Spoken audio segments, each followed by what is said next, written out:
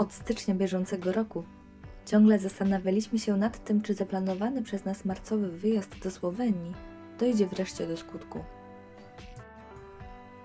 Głównym powodem tych decyzji były obostrzenia, które nie pozwalały nam w uczestniczeniu w jednej z największych atrakcji całego wyjazdu, a dokładniej obserwowania poczynień naszych świetnych skoczków w finałowym konkursie Pucharu Świata w skokach narciarskich, który zazwyczaj ma miejsce właśnie w tym kraju na skoczni w Planicy. Czas mijał, aż wreszcie jednogłośnie zadecydowaliśmy, że jeśli w tym roku również kibice nie będą mogli zobaczyć konkursu na żywo, to i tak pojedziemy, by zwiedzić ten mały, ale jakże piękny kraj na mapie Europy.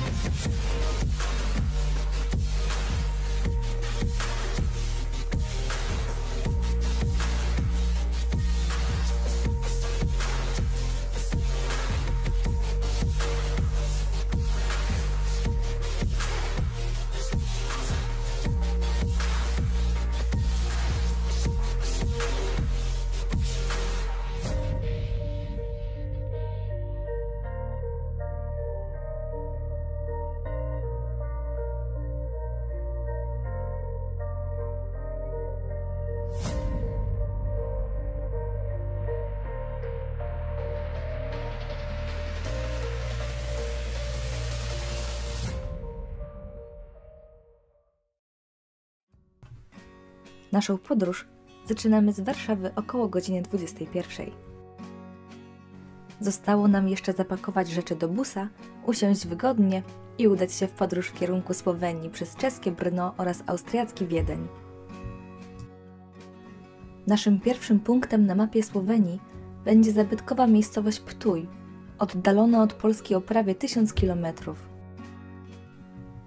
Czas podróży według nawigacji miał wynieść 10 godzin. Pomimo licznych przerw, udało nam się zmieścić w tym przedziale.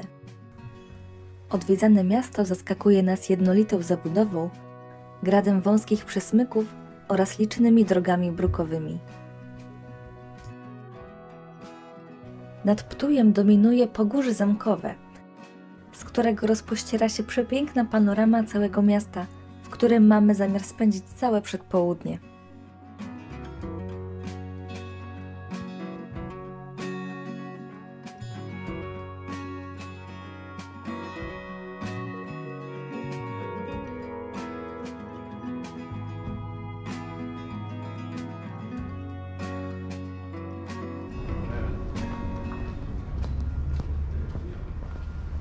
Marzec 2022 udało się, dojechaliśmy 7-osobowym składem po całonocnej podróży z Polski właśnie do Słowenii. Na początek piękna miejscowość średniowieczna o nazwie Ptuj, przypominająca w niesamowity sposób Sandomierz lub Kazimierz Dolny. Wiele podobieństw, położone nad rzeką, zamki w starym stylu, zachowane ulice oraz elewacje. Ze mną jest jeden z ekipowiczów, Łukasz. Ci się podoba tutaj w pierwszych godzinach pobytu? No jest znośnie, jest znośna pogoda, nawet bym powiedział. Zaledwie jakieś 16 stopni się zapowiada. Piękne słońce, czego chcieć więcej.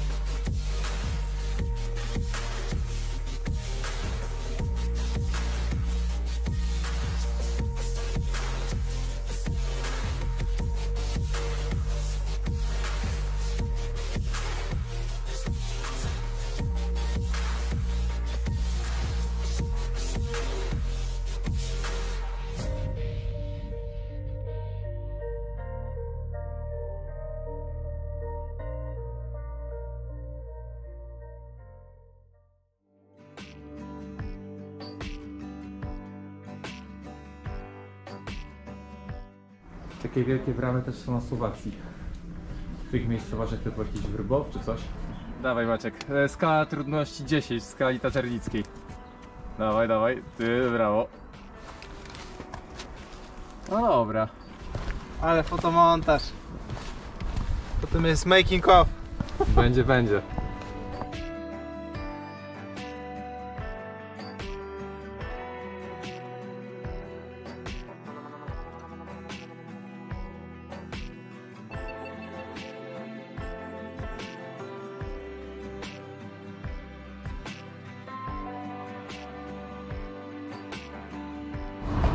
No panowie przewodnicy, byście coś powiedzieli, gdzie my jesteśmy? Jesteśmy na głównym placu miasta, rynek staromiejski. Do was przełomu XVIII-XIX wieku, styl habsburski, pozostałość Imperium Austro-Węgierskiego.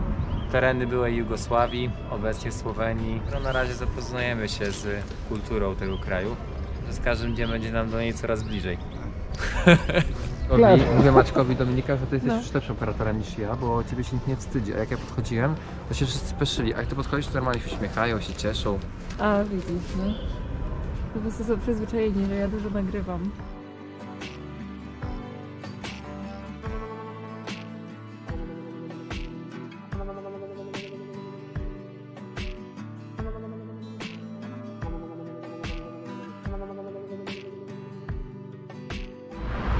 Stoję właśnie przed atrakcją, która jest zakwalifikowana w miejscowości Ptuj w top 5 przez turystów w aplikacji Google Maps.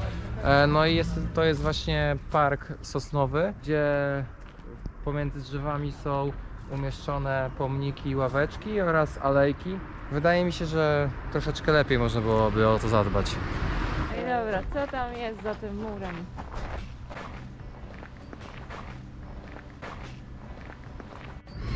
Nice. Czyli to już 2 gwiazdki, Aguś? Tak.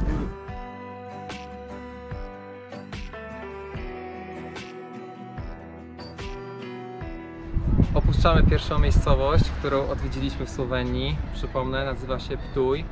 Obecnie znajduje się na moście, który służy dla mieszkańców i dla turystów do pokonania rzeki Drava. Najlepszą atrakcją moim zdaniem tej miejscowości jest plac zamkowy, wzniesiony na górze, który widać za mną. Drugim miejscem jest park sosnowy, ponieważ jest dosyć dziki jak w porównaniu do innych parków znajdujących się w tym mieście. No i oczywiście Starówka, która teraz nie tętni życiem, ponieważ jest poza sezonem. Uważam, że jest bardzo spokojnie i można tam naprawdę odpocząć.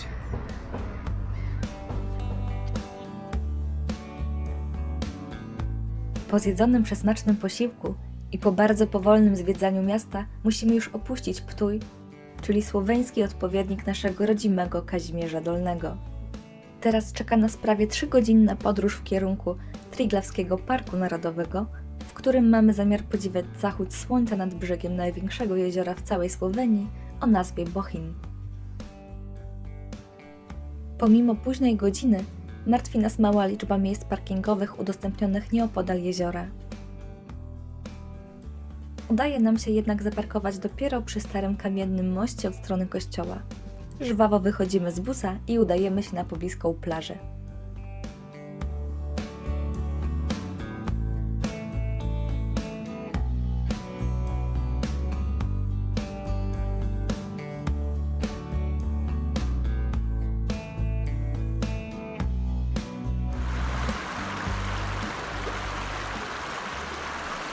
Jeszcze pierwszego dnia udaje nam się dojechać do jeziora Bohinj, położonego u stóp najwyższego szczytu w całej Słowenii, a więc Triglavu.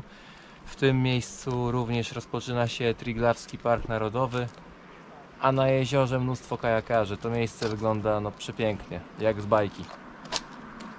Jezioro Bohińsko Jezero położone jest na wysokości 525 metrów nad poziomem morza, a szczyty, które je otaczają, są wyższe o minimum 1000 metrów. No to całkiem sporo. Spora jest ich ta wybitność.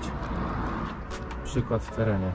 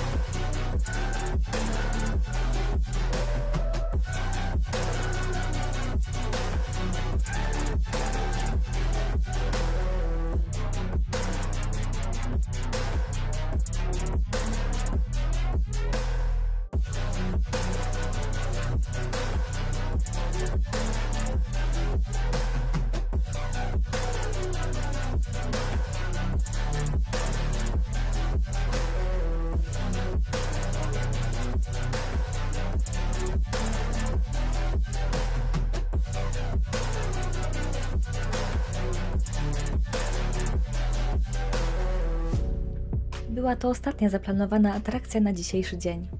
Teraz czas na powrót do wynajętego przez nas domku w miejscowości Jereka, oddalonej od jeziora Bochni zaledwie o 10 km. Musimy się wyspać, gdyż jutro czeka nas kolejny bardzo aktywny dzień.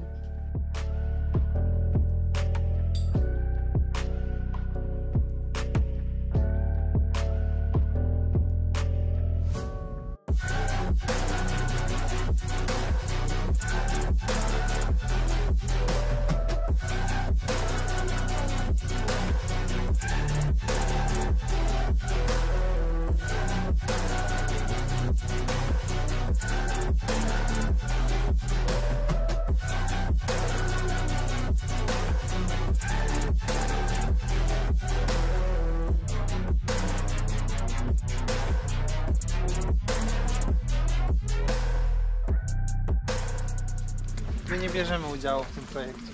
Jak nie? Już nie ma wyjścia. Łukasz rozpoczął, Łukasz zakończy.